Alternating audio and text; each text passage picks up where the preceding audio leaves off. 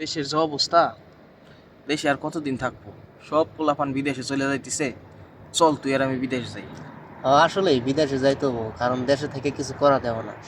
দেশে দেশের থেকে কিরাই পরিস্থিতি কি ভালো না। করতেছে।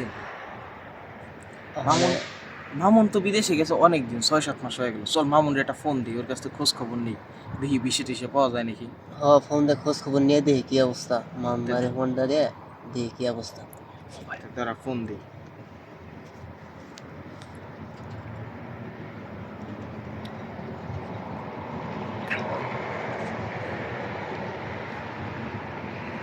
বেটা বিদেশে গেছোস 6-7 মাস, কোনো খোঁজ খবর নেস না। ভাই বিরাদার ভুলে গেছোস, বড় লোক হয়ে গেছোস, টাকা পয়সা কামাই করতেছিস, তো এই জন্য ভাই বিরাদার আর মনে থাকে না।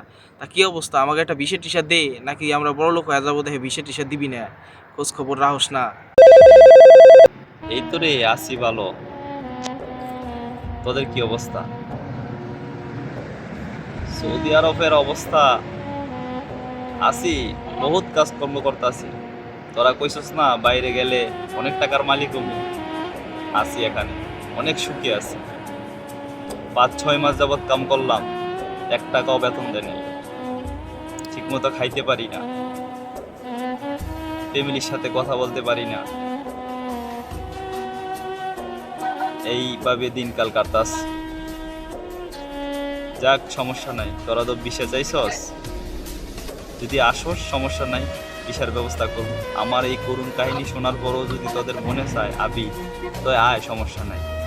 আইয়া দেখা যা স্বাদের বিদেশ কেমন লাগে। এই তো আলহামদুলিল্লাহ ভালোই আছি।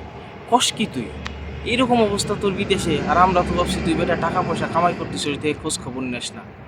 বিদেশে তাইলে এইরকম অবস্থা, না কাজ করতেছিস 6-7 মাস বেতন দেয় না।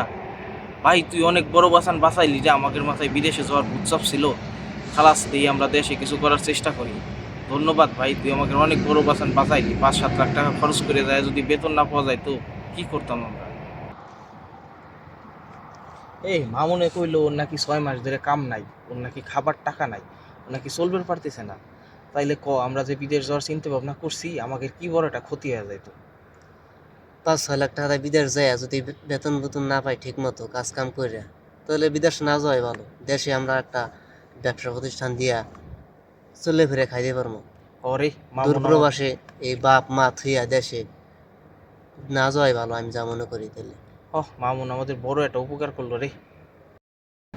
এভাবে আমরা প্রতিটা বিদেশে থাকা ভাই ব্রাদারকে স্বার্থপর মনে করি, কিন্তু আমরা আসলেই জানতে চেষ্টা করি না তারা কি ভালো আছে, তারা কেমন আছে, তারা কি করতেছে।